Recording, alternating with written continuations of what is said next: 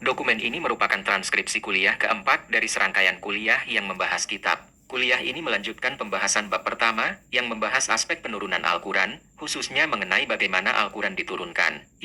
Pendahuluan dan motivasi belajar. Pertama, kuliah dimulai dengan pujian kepada Allah dan shalawat kepada Nabi Muhammad SAW. Kedua, kuliah menekankan pentingnya memiliki niat yang baik dan tujuan yang mulia dalam menuntut ilmu, yaitu untuk mendekatkan diri kepada Allah SWT dan bermanfaat bagi sesama. Ketiga, kuliah ini melanjutkan pembahasan bab pertama dari kitab yang membahas aspek penurunan Al-Quran. Kuliah sebelumnya telah membahas wahyu. 2. Bagaimana Al-Quran diturunkan? Pertama, penurunan secara sekaligus via bertahap. Kuliah membahas dua pandangan utama tentang cara penurunan Al-Quran, penurunan secara sekaligus dan penurunan secara bertahap. Penurunan sekaligus. Pendapat ini menyatakan Al-Quran diturunkan sekaligus ke langit dunia pada malam Lailatul Qadar, berdasarkan tafsir Ibnu Abbas terhadap ayat. Namun, pendapat ini merupakan informasi gaib yang kebenarannya hanya diketahui Allah SWT. Penurunan bertahap, pendapat yang lebih populer dan didukung bukti-bukti Nash, menyatakan Al-Quran diturunkan secara bertahap selama 23 tahun. Ayat dianggap sebagai petunjuk akan hal ini, meskipun ayat tersebut tidak secara eksplisit menyebut penurunan Al-Quran secara bertahap.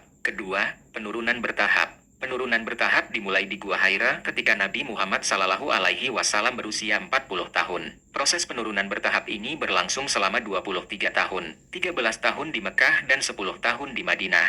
Jumlah ayat yang diturunkan setiap kali bervariasi, bisa satu ayat, sebagian ayat, atau bahkan satu surat. Hadits dari Ibnu Abbas menyebutkan kisaran jumlah ayat yang diturunkan. Penulisan wahyu dilakukan secara bertahap sesuai dengan penurunannya. Ketiga, hikmah penurunan Al-Quran secara bertahap. Kuliah menyebutkan beberapa hikmah penurunan Al-Quran secara bertahap. Memberikan kekuatan dan ketenangan hati kepada Nabi Muhammad SAW menghadapi tantangan dari kaum musyrik. Memudahkan penghafalan, pemahaman, dan pengamalan Al-Quran. Memungkinkan Al-Quran untuk menjawab berbagai peristiwa dan permasalahan yang terjadi pada masa Nabi Muhammad SAW. Menunjukkan metode pendidikan dan dakwah yang bertahap, mulai dari hal-hal yang fundamental hingga hal-hal yang detail. 3. Kesimpulan. Kuliah ini membahas bagaimana Al-Quran diturunkan, baik secara sekaligus maupun bertahap. Meskipun terdapat perbedaan pendapat, penurunan Al-Quran secara bertahap merupakan pandangan yang lebih diterima luas. Kuliah ini juga menekankan hikmah di balik cara penurunan Al-Quran secara bertahap, sekaligus mendorong pendengar untuk terus mengkaji dan mengamalkan Al-Quran.